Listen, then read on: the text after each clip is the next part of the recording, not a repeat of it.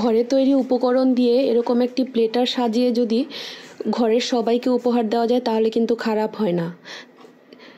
আসসালামু আলাইকুম, আপনারা সবাই কেমন আছেন? আশা করছি আল্লাহর রহমতে আপনারা সবাই ভালো আছেন। আলহামদুলিল্লাহ, আমরাও ভালো আছি। তো আজকে একটি রেসিপি নিয়ে হাজির হয়ে গিয়েছি। শীতের সকল সবজি দিয়ে, ঘরে থাকা সকল উপকরণ দিয়ে আজকে তৈরি করেছি ফ্রাইড রাইস আর চিকেন ফ্রাই। এই তো এখন আমি চলে যাচ্ছি মূল রান্নায়। প্রথমে আমি ভাতটা রান্না করে রেখেছিলাম। তো ফ্রাইড রাইসের জন্য যে ভাতটা করতে হয় সেটা আমি আগেই তৈরি করে ফ্রিজে রেখেছি। এখন আমি মূল রান্নায় চলে যাচ্ছি। প্রথমে আমি কড়াইতে তেল দিয়ে দিলাম, এরপরে রসুন কুচি, পেঁয়াজ কুচি দিয়ে দিচ্ছি।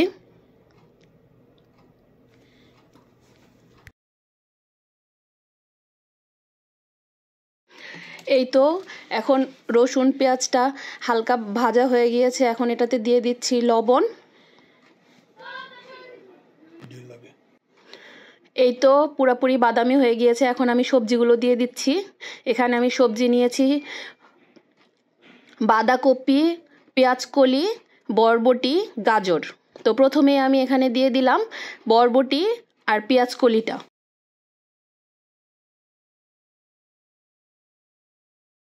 এই তো এখন আমি এটাকে একটু ভেজে নিচ্ছি। এখন আমি এটাতে দিয়ে দিচ্ছি বাঁধাকপিটা।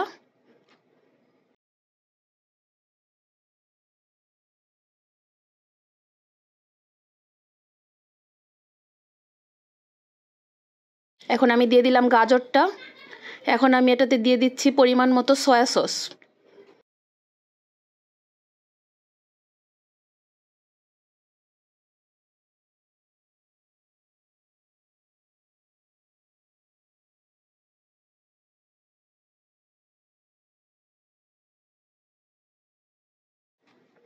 এখন আমি কিছুক্ষণের জন্য এটাকে ঢেকে দিলাম। 5 মিনিটের মতো ঢেকে রেখে এখন আমি এটাকে ভালো মতো ভেজে নিচ্ছি। ভাজিটা যখন হয়ে যাচ্ছে তখন কিন্তু এটার মধ্যে আমি দিয়ে দিচ্ছি একটা ম্যাজিক মশলা। এটা ঘরে থাকা আপনারা যে কোনো মশলা ইউজ করতে পারেন। কেউ চাইলে টেস্টিং সল্ট ইউজ করতে পারেন, কিন্তু আমি এটাতে ম্যাজিক মশলাটা ইউজ করেছি।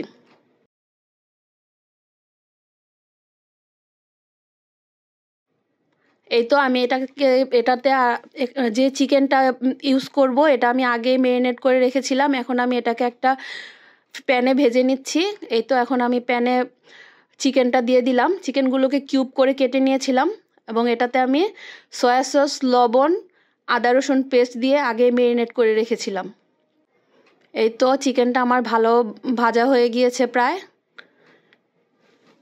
চিকেনটা থেকে কিন্তু পানি বের হবে। এই তো কিছুক্ষণ পরই কিন্তু এটাতে একটু পানি বের হয়েছে। এখন এটাকে ভালো মতো আমি ভেজে নিব। এই পানিটাতেই কিন্তু চিকেনটা ভালো মতো কুক হয়ে যাবে। এই তো চিকেনটা আমার এদিকে কুক হয়ে গিয়েছে। এখন আমি ফ্রাইড রাইসটার জন্য চালটা মিক্সড করার জন্য এখন আমি এটার সাথে ডিম দিব। তো ডিমটাকে আমি একটা বাটিতে করে ফেটে নিচ্ছি। 4টা ডিম নিয়েছি আমি। এখন 4টা ডিম ভালো মতো ম্যাজিক মশলা আর লবণ দিয়ে ভালো করে ফেটে নিচ্ছি। তো এখন প্যানের তেলটা কিন্তু গরম হয়ে গিয়েছে। এখন ডিমটাকে সুন্দর করে ঝুরঝুরি করে ভেজে নিব। একেবারে ঝুরি করে ভাজলে কিন্তু খুবই সুন্দর হয়, ফ্রাইড রাইসের সাথে মিলে যাবে।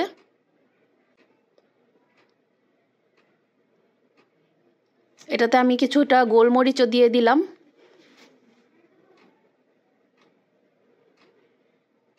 ম্যাজিক মশলা, গোলমরিচ আর লবণ, এই 3টা দিয়ে আমি ডিমটাকে ভেজে নিয়েছি।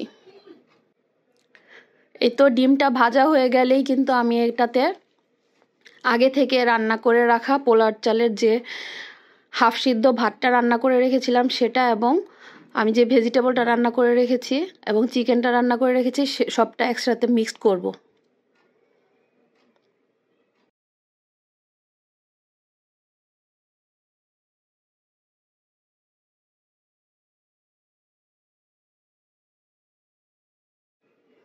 এই তো একে একে আমি দিয়ে দিচ্ছি। ডিমের সাথে চিকেনটা দিচ্ছি।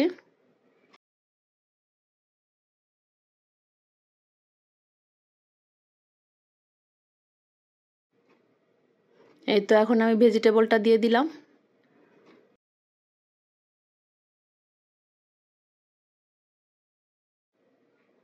এই তো এখন আমি এটাতে চালটা মিক্স করে নিচ্ছি, যে ভাতটা রান্না করে রেখেছিলাম। অল্প অল্প করে দিবেন আর সাথে সাথে এটাকে নাড়তে থাকবেন, তাহলে দেখবেন খুব সুন্দরভাবে এটা মিক্সড হয়ে যাবে।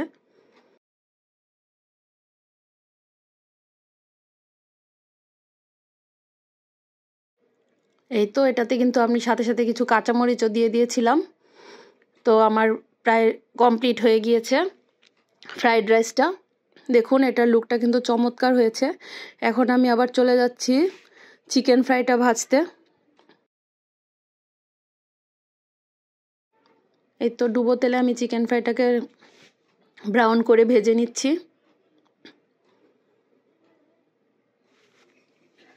এই তো আমার চিকেন ফ্রাইটা কিন্তু পুরোপুরি কমপ্লিট হয়ে গিয়েছে, একেবারে মুচমুচে রেস্টুরেন্ট স্টাইলের চিকেন ফ্রাই হয়েছে।